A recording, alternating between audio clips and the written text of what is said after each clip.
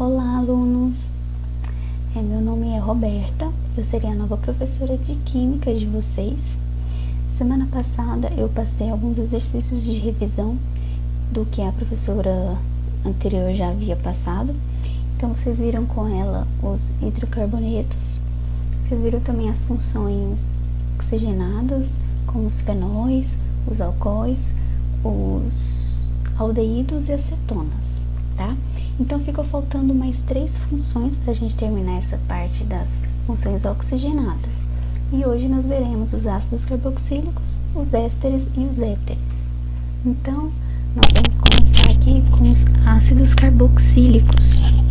Então, esses ácidos, eles são compostos orgânicos que possuem o grupo carbonila, né, que é esse C dupla O aqui, ligado ao grupo hidroxila, esse OH aqui.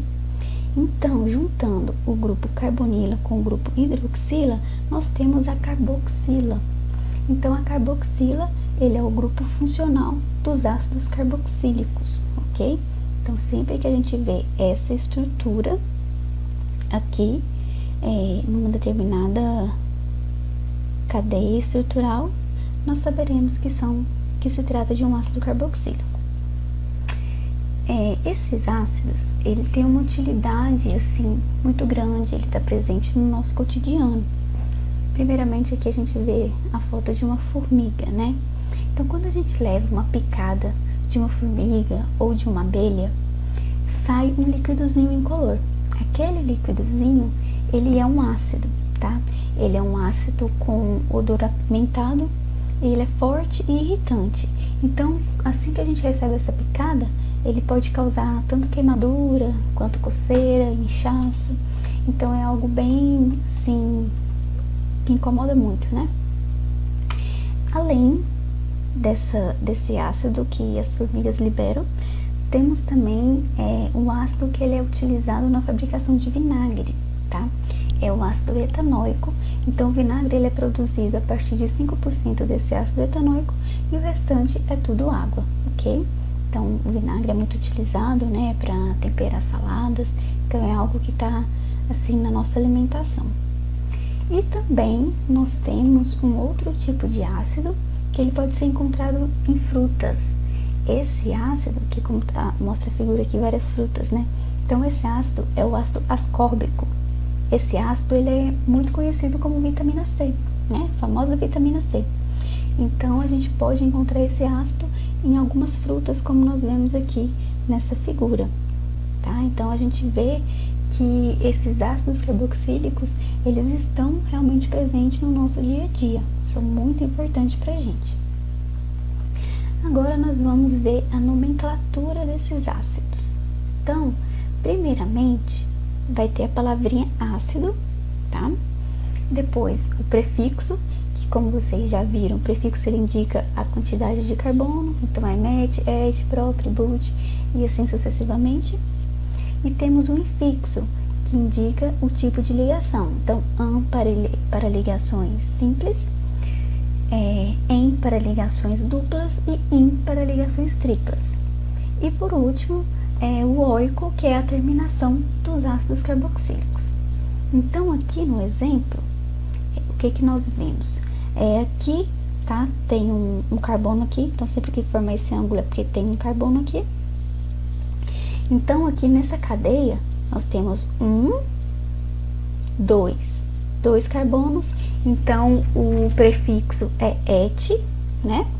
Só ligações simples, então, infixo an e a terminação oico. Então, essa estrutura aqui é o ácido etanóico, ok? Embaixo, nós temos outro exemplo. Então, aqui nós só temos um carbono, né? Apenas um carbono. Esse carbono aqui, então, primeiro vem a palavra ácido, né? Esse carbono aqui, então, tem o prefixo met, somente ligações simples. Então, o infixo an e a terminação oico, por se tratar de um ácido carboxílico. Então, o nome dessa estrutura é ácido metanóico, ok? E assim, se houver mais de um grupo carboxila, como mostra aqui esse exemplo, então nós temos um grupo carboxila desse lado de cá e um grupo carboxila do outro lado. Então, essa estrutura, ela vai ter mais um infixo aqui. Nós vamos acrescentar o di antes do oico, porque se trata de 2 grupos carboxila. Então, a gente coloca ácido, et, de 2 carbonos, an, de ligações simples, o di, que são 2 grupos carboxilas, e o oico, que é a terminação. Então, ácido etanodioico, ok? E se houver ligações duplas ou triplas e até mesmo ramificações, então aí vai ser necessário que a gente numere essa cadeia. Aqui no exemplo, então aqui tá, a gente sempre começa do carbono da carboxila, tá? Então aqui tá a carboxila, começando a numeração. Então carbono 1, carbono 2, carbono 3, carbono 4.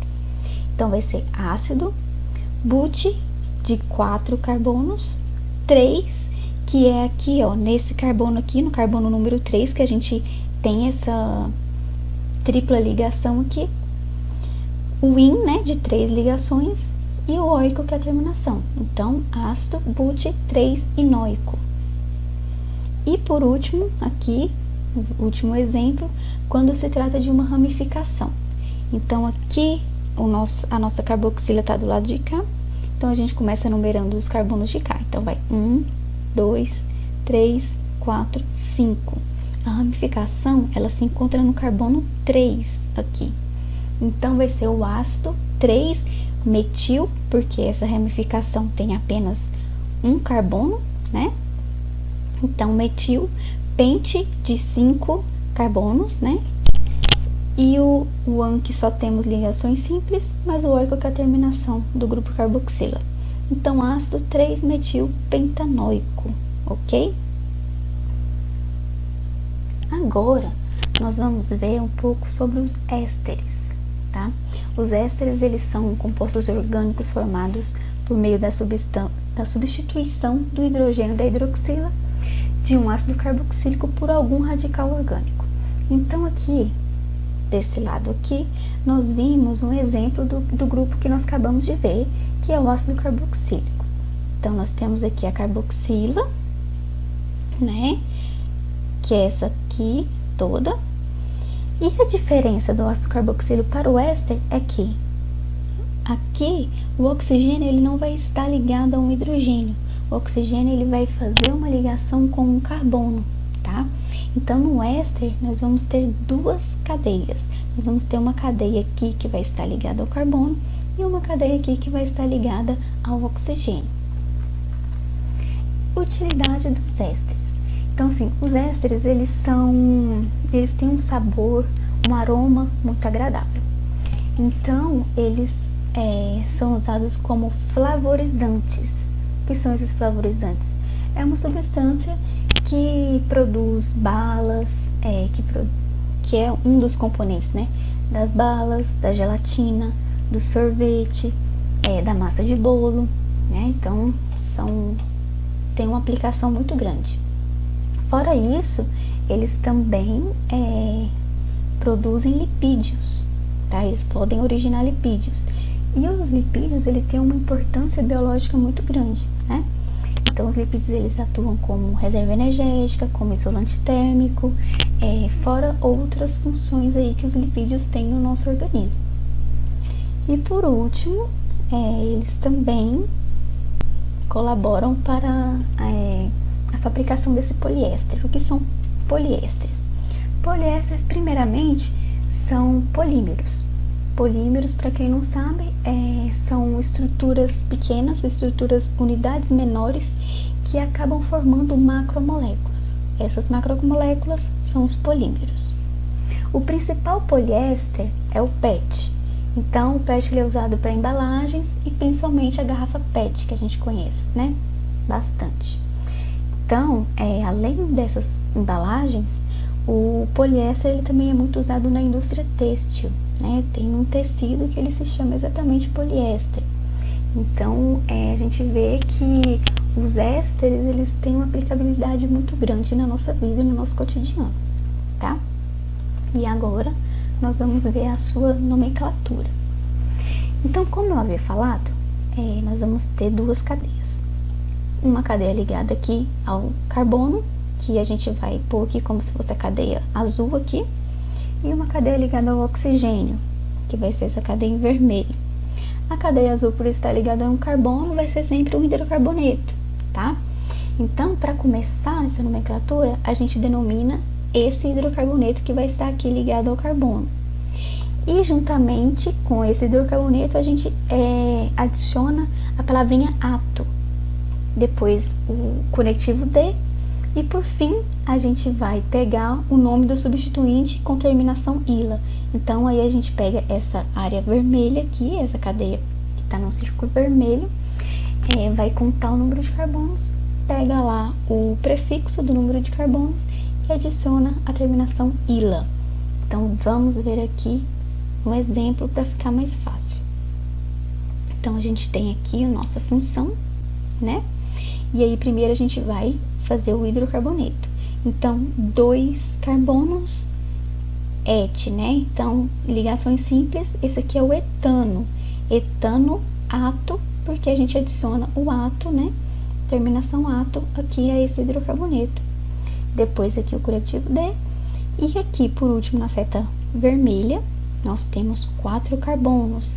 Então esse é o but, né? But, 4 carbonos, adiciona lá a terminação ila. Esse composto é o etanoato de butila, tá? E aqui mais um exemplo, nós temos aqui a nossa função. Ligada a ela, nós temos o hidrocarboneto propano, 3 carbonos. E aí a gente adiciona o ato, né? Então é o propanoato de, aqui no vermelho, nós temos 2 carbonos, então é etil, et, né? Então terminação, junta com a terminação ila, etila. Essa é a substância, é o propanoato de etila. Agora, por fim, nós veremos sobre os éteres, tá? Os éteres, eles são compostos orgânicos que apresentam um grupo funcional O, de oxigênio, entre 2 radicais, que normalmente serão carbonos. Então, os éteres, eles são mais fáceis da gente identificar. Quando a gente vê um oxigênio entre carbonos, se trata da função éter, ok? Qual que é a utilidade desse éter? Então, assim, uma forma que ela foi muito usada no cotidiano e na medicina era o éter comum. Só porque o éter comum, ele é um líquido altamente volátil. Então, por ele ser volátil, ele inflamava com facilidade e acabava causando incêndios. Por isso que hoje em dia ele já não é tão usado assim. Mas existem outros tipos de éteres que são usados na medicina como anestésicos, ok? E também não é só na medicina que a gente encontra os éteres. Eles são aplicados também na indústria como solvente de tintas, de óleos, resinas, graxas. E isso se deve à propriedade que ele possui de dissolver esses compostos.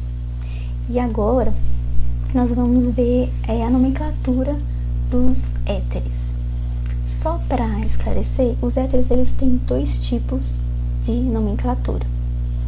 Então essa primeira que eu vou explicar é a nomenclatura que eu gosto de usar nas atividades e ela é a mais comum e também considero ser a mais fácil, a mais tranquila, tá? Mas eu vou mostrar para vocês também a segunda forma de nomenclatura dos éteres, porque caso vocês vejam em algum exercício, em algum outro lugar, vocês sabem que existem e vocês vão saber identificar que se trata de um éter também, ok? Então aqui, um éter, nós vamos primeiramente identificar qual é o grupo menor e pegar o prefixo, né, da quantidade de carbono desse grupo menor. Depois a gente coloca o oxi. Depois a gente identifica o prefixo, a quantidade de carbono do grupo maior. Depois a gente coloca o infixo, né, que se trata do tipo de ligação. E por último, a vogal O. Então, vendo aqui um exemplo para facilitar, nós temos aqui o oxigênio, bem no meio. Então, o oxigênio, ele vai estar separando um grupo de carbono para lá, um grupo de carbono para cá. Então, de acordo com essa nomenclatura, a gente sempre coloca primeiro o grupo menor. Só que nesse primeiro exemplo, por ser iguais, né? Então, tem 2 carbonos de K e 2 carbonos de K, não vai fazer diferença. Então, a gente coloca o et, de 2 carbonos, o oxi, o et novamente de 2 carbonos do outro lado, o an, que só temos ligações simples, e o O. Então, essa substância aqui é o etoxietano, ok? Segundo exemplo, isso aqui a gente consegue ver melhor. Então, aqui nós temos o oxigênio. De um lado nós temos 2 carbonos, do outro nós temos 3 carbonos. Então, o grupo menor aqui, et. Colocamos aqui o oxi. Depois, do outro lado, o grupo maior, nós temos 3 carbonos, então prop. An, porque só temos ligações simples. E no final, a vogal O. Então, essa substância é o etoxipropano. E por último, aqui é outro exemplo. Nós temos o oxigênio logo aqui no comecinho. Então, de um lado nós temos 1 carbono, do outro nós temos 4 carbonos. Então, começando pelo grupo menor, met, né, de 1 carbono, é o oxi, depois but, de 4 carbonos, en, porque nós temos aqui uma ligação dupla, e o O no final. Então, essa substância aqui é o metoxibuteno, tá? E agora, eu vou mostrar para vocês essa segunda forma de se nomear os éteres, tá? Lembrando que eu achasse um pouquinho mais difícil, assim, o nome parece que não é muito agradável. Mas se vocês se identificarem mais com essa, não tem problema, podem usar. As duas estão corretas. Então, primeiramente, a gente usa a palavra éter, tá? E aí, nós colocamos o primeiro grupo com o sufixo ico e o segundo grupo também com o sufixo ico. A diferença aqui é que esse primeiro grupo, ele vai ser indicado por ordem de complexidade. Então, na outra lá, o primeiro grupo que a gente denominava era o da cadeia menor. Aqui não, o primeiro grupo vai ser por ordem de complexidade. Então, aqui no exemplo, nós temos aqui o oxigênio, né? E aí, de um lado a gente tem 1 carbono, do outro nós temos 2 carbonos. Então, por ordem de complexidade, a gente vai pôr aqui, primeiramente, a palavra éter, e depois a gente classifica esse carbono aqui, né? Então, 2 é o etil, colocamos o sufixo ico, etílico, e depois lá a gente faz esse verdinho aqui, esse carbono verdinho, que só tem 1, então ele é o metil, mais o sufixo ico, metílico. Então, essa substância nós podemos chamar de éter etílico e metílico, ok? Gente, lembrando, assim, eu sei que esse conteúdo, ele é extenso, ele é um pouco complicado porque ele demanda uma certa memorização, né? São vários grupos e nós precisamos, quando a gente olha uma cadeia estrutural, nós precisamos saber identificar qual grupo funcional aquela cadeia pertence, tá?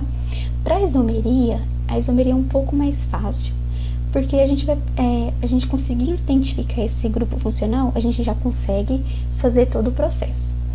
Mas aqui, para esses exercícios, dessa primeira parte que a gente vê cada um separado, é importante a gente saber não só identificar esse grupo funcional, mas também saber a nomenclatura correta, tá? Então, a gente precisa saber qual que é a terminação, qual que é o início, né? E, assim, eu sei que vocês devem fazer bastante exercícios, porque esse é um conteúdo longo, então, antes das funções oxigenadas, vocês devem ter visto as funções nitrogenadas antes. Então, felizmente, essa nomenclatura, elas são parecidas, né? Então, à medida que a gente vai exercitando, vai estudando, vai fazendo muitos exercícios, a gente vai pegando a prática e a gente vai ver que é fácil, tá? Memorizar isso tudo. E daí, então, o conteúdo é esse, tá? Dessa semana. Eu vou passar os exercícios, os exercícios já estão, né, aí disponíveis, vocês fazem, dão uma lida, qualquer dúvida eu estou à disposição. A gente pode se encontrar também, né, né, nos estudos orientados. E qualquer coisa, estamos aí. Na próxima aula a gente vai fazer uma revisão geral, tá? Porque para isomeria, que é o próximo conteúdo, a gente precisa um pouquinho mais dessas funções oxigenadas. Então elas são o nosso foco a partir daqui. E só porque à medida do conteúdo a gente vai revisando, a gente vai pausando se vocês estiverem com dificuldade, para ficar um conteúdo mais leve, ok? Então é isso, muito obrigada e até a próxima aula.